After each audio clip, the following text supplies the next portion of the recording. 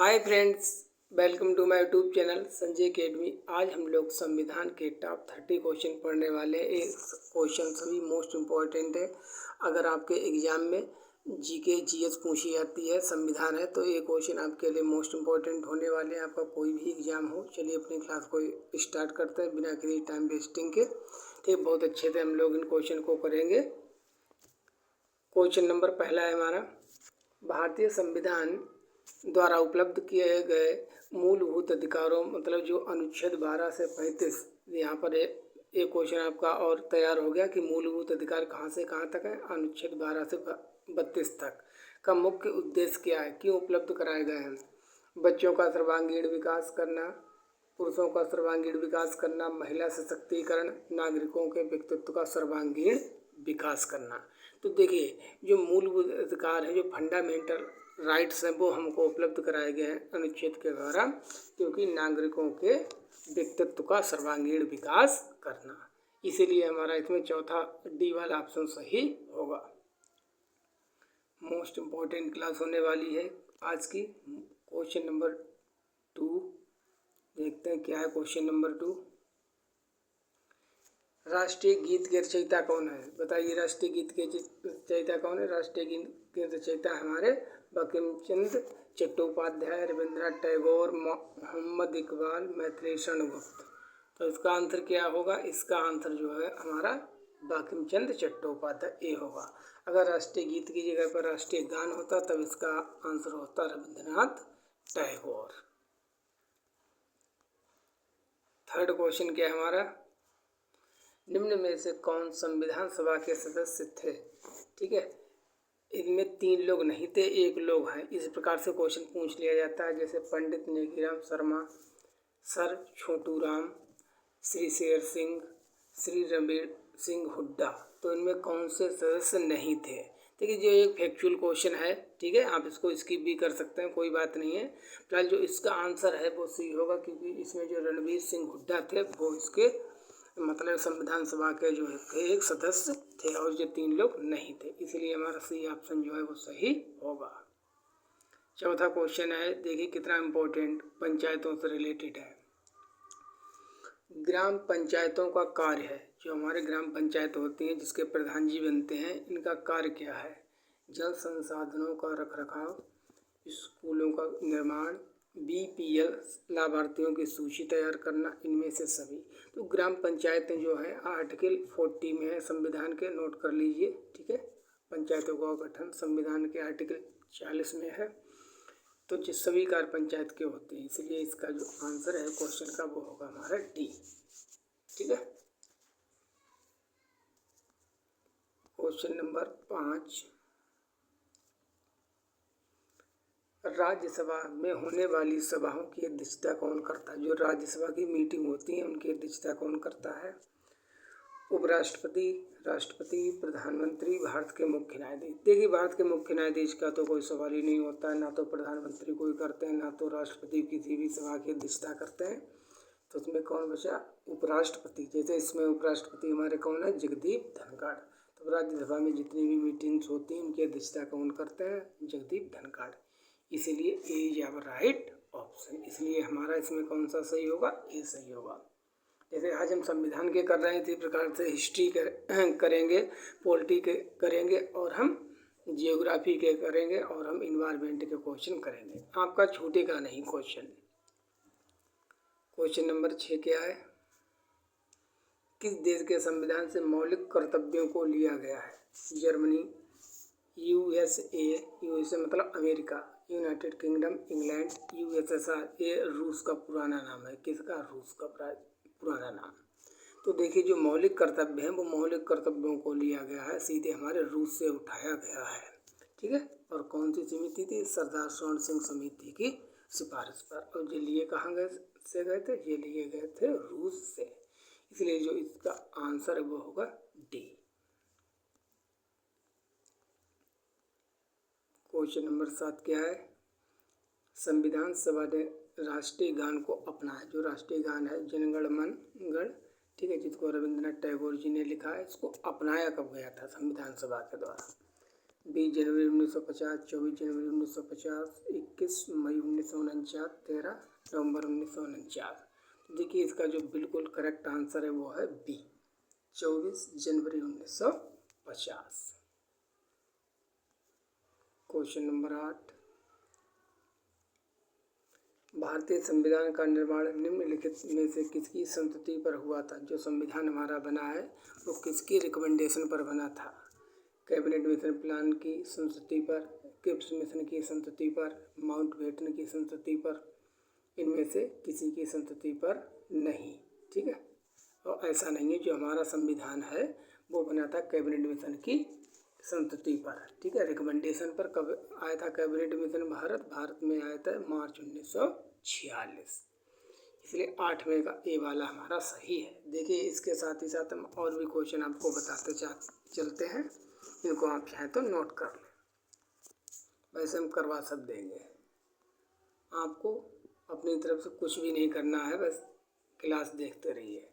भारतीय संविधान सभा द्वारा कब अंगीकृत किया गया, मतलब कब अपनाया गया था?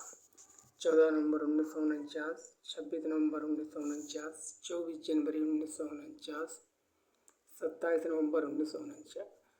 तो जो हमारा संविधान है लागू तो हुआ 26 जनवरी 1950 को, लेकिन जो संविधान सभा द्वारा इसको अपनाया गया था, जो भारत की प्रस्तावना है, उसमें कौन सी डेट है? 26 नवंबर 1949।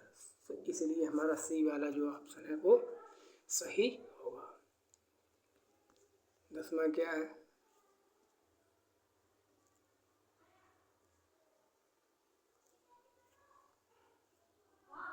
मिलान वाला है। ठीक है, निम्नलिखित में से कौन सा विकल्प सही नहीं है? 3 सही है, 1 गलत है। संचालन समिति के अध्यक्ष कौन थे? डायरेक्टर राजेंद्र प्रसाद, सही है। प्रारूप समिति, ठीक है, ड्राफ्टिंग कमेटी के कौन थे? B.R. अम्बेडकर, ये भी सही है।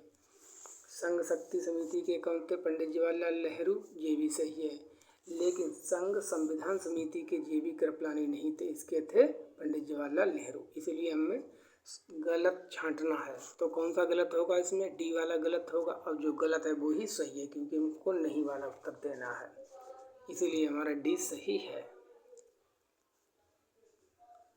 क्वेश्चन नंबर 11, भारतीय संविधान के नीति निर्देशक सिद्धांत, directive principles of state policy, Bharat के संविधान के भाग 3 में है ये। ठीक है, कहाँ से लिए गए नीति निर्देशक सिद्धांत?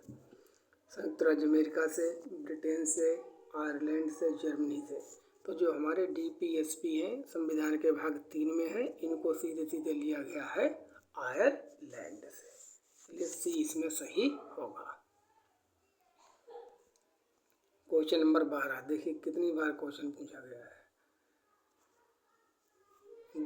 11वीं अनुसूची का संबंध है। ठीक है, संविधान की जो 11वीं अनुसूची है उसमें क्या चीज़ का वर्णन है? ग्रामीण क्षेत्रों के स्थानीय स्वशासन से, शहरी क्षेत्रों के स्थानीय स्वशासन से, ए और बी दोनों से, इनमें से किसी से नहीं। देखिए जो 11वीं अनुसूची है वो ग्रामीण क्षेत्र के स्थानीय स्वशासन से संबंधित है, जिसमें ग्राम प्रधान वगैरह, BDC मेंबर वगैरह आते हैं, तो इसमें हमारा ए सही हो जाएगा। ठीक है, और 12वीं अनुसूची का संबंध किससे? 12वीं अनुसूची का संबंध है शहरी क्षेत्रों के स्थानीय स्वशासन से। फिलहाल इस क्वेश्चन का जो आंसर है वो है ए।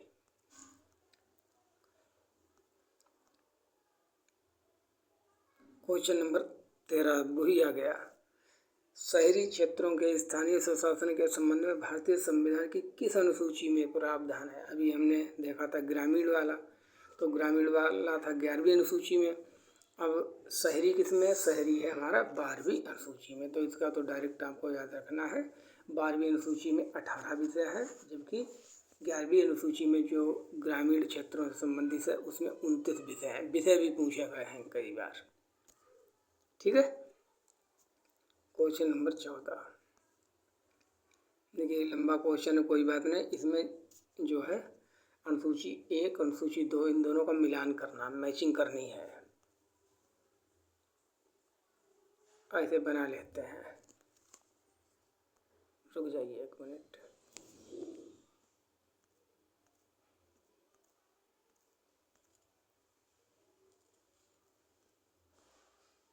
आ जाएगा।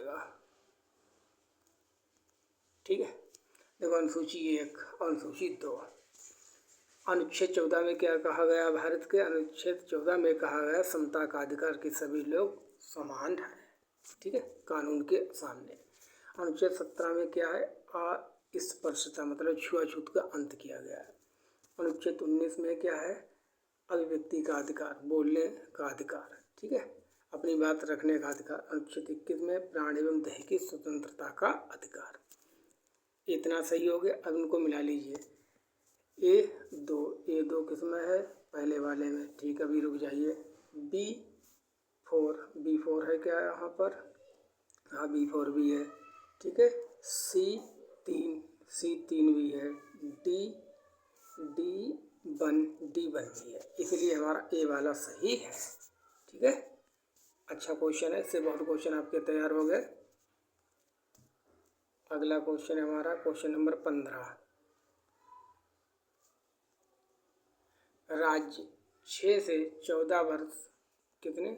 6 से 14 वर्ष के आयु के समस्त बच्चों को निःशुल्क एवं अनिवार्य शिक्षा उपलब्ध कराएगा। इसका उल्लेख संविधान के किस अनुच्छेद में? आपको अनुच्छेद बताना मोस्ट इम्पोर्टेंट है। 86वां संविधान संशोधन, ठीक है, सन 2002 का जो है, सन 2002 में ये अनुच्छेद जोड़ा गया था। अटल बिहारी जी प्रधानमंत्री थे। इसका सीधे देखिए, शिक्षा से रिलेटेड अगर कोई आर्टिकल पूछा जाए तो आँख ही बंद करके 21A लगा देना, वही सही होगा, क्योंकि इसमें ही सभी प्रावधान किए गए हैं। Question number 16।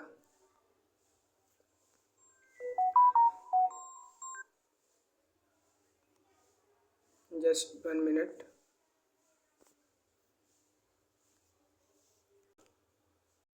चलिए क्वेश्चन नंबर 16 देखते हैं। Sorry for interruption.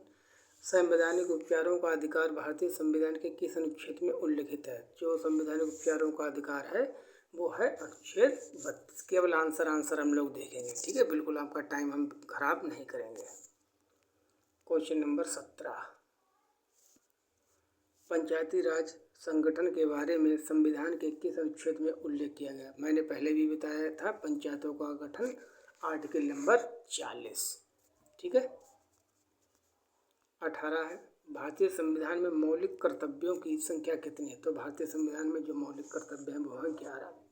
पहले 10 थे, 1 और 21 से अनुच्छेद जोड़ दिया गया था, ठीक है। तो पहले 10 थे, तो अब आपको याद रखना 11 है। Question number 19। देखिए जी, स्पेशल उत्तर प्रदेश से रिलेटेड है। अगर आपका एग्जाम में स्पेशल उत्तर प्रदेश की नहीं आ रही तो कोई बात नहीं, आप इसको छोड़ सकते हैं, वैसे इंपॉर्टेंट है ये। उत्तर प्रदेश स्थानीय स्वशासन कानून संशोधन अधिनियम 1994 किस संविधान संशोधन के बाद बनाया गया था? 73वें, 86वें, 74वें, 92वें? तो इसका आंसर है 73वें, जो पंचायती राज से संबंधित है। 20वां क्वेश्चन क्या है? भारत का नियंत्रक महालेखा परीक्षक CAG, ठीक है, संविधान के किस अनुच्छेद में? सीधे आपको अनुच्छेद याद रखना है, बिल्कुल माइंड में छाप लो। 148 CAG, बिल्कुल मैं आपको ऐसे ही याद करवा दूंगा, बस आप लोग बने रहिए। Question number 21। सदन के बैठकों के लिए गणपूर्ति, इंग्लिश में कहते हैं कोरम, कम से कम संख्या। गणपूर्ति का मतलब होता है सदन को चलाने के लिए कम से कम कितने सदस्यों की उपस्थिति होनी चाहिए? 1/12, 1/10, 1/4, 1/8। तो जैसे अगर 100 सदस्य हैं किसी सभा में, ठीक है, कुल मेंबर 100 हैं, तो 100 में से 1/10 मतलब 10 जरूर होने चाहिए, तभी वो चलेगा सदन, चाहे वो लोकसभा हो या राज्यसभा हो। 1/10 संख्या होनी चाहिए, इसे कहते हैं कोरम, ठीक है। तो कितना होगा इसका आंसर? 1/10। जैसे 552 सदस्य हैं लोकसभा में, इसका निकाल लेना, टोटल 552 है, इसका 1/10 निकाल लेना, कम से कम इतने होने चाहिए, इसे ही कोरम कहते हैं। 22। संपत्ति का अधिकार, मौलिक अधिकार, विधिक अधिकार। विधिक मतलब कानूनी अधिकार, ए और बी दोनों, इनमें से कोई नहीं। तो संपत्ति का अधिकार पहले मौलिक अधिकार था, अब केवल रह गया विधिक अधिकार, ठीक, कानूनी अधिकार है। आर्टिकल 300A में ए पहुँच गया है, 300A। 44वां संविधान संशोधन 1976 के द्वारा। क्वेश्चन नंबर 23 बताइए, नगर निगम के प्रमुख को क्या कहते हैं? मेयर, उपाध्यक्ष, अध्यक्ष, सभासद, उपाध्यक्ष। तो जो नगर निगम का जो प्रमुख होता है उसको हम मेयर कहते हैं, ठीक है। हिंदी में कहते हैं महापौर। 24 निम्न में से किस नगर में नगर निगम नहीं है? ये भी स्पेशल उत्तर प्रदेश से रिलेटेड है। अलीगढ़, आजमगढ़, गोरखपुर, मुरादाबाद। किसमें नहीं है? देखिए, जो इसमें का जो आंसर है वो आजमगढ़ है। आजमगढ़ में नगर निगम नहीं है, इसलिए बी सही होगा।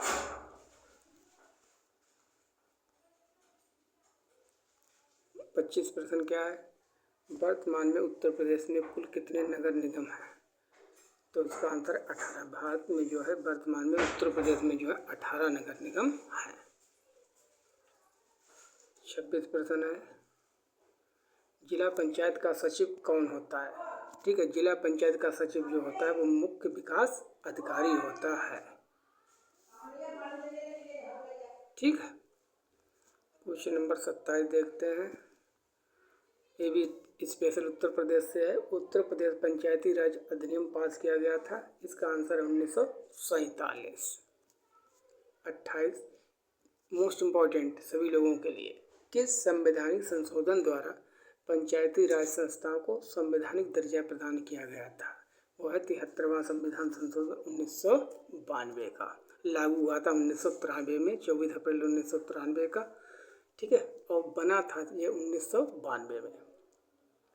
Question number 29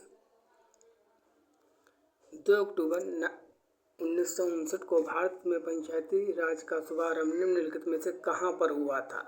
Aligarh Uttar Pradesh, Pune Maharashtra, Sitamarhi Bihar, Nagaur Rajasthan. तो जो पंचायती राज व्यवस्था है इसकी शुरुआत कहाँ से हुई थी? नागौर राजस्थान से हुई थी, इसलिए इसका जो आंसर है वो हमारा डी सही है। कई बार पूछा गया ये प्रश्न। लास्ट प्रश्न है आज का। भारत में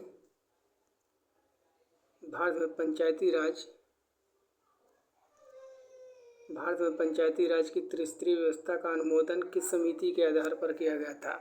बलवंत राय मेहता, हनुमंत राव समिति, अशोक मेहता, GBK राज समिति। तो इसका जो आंसर है वो है बलवंत राय मेहता समिति के रिकमेंडेशन पर पंचायती राज व्यवस्था को भारत में लागू किया गया था। Thank you for watching. मिलते हैं नेक्स्ट वीडियो में।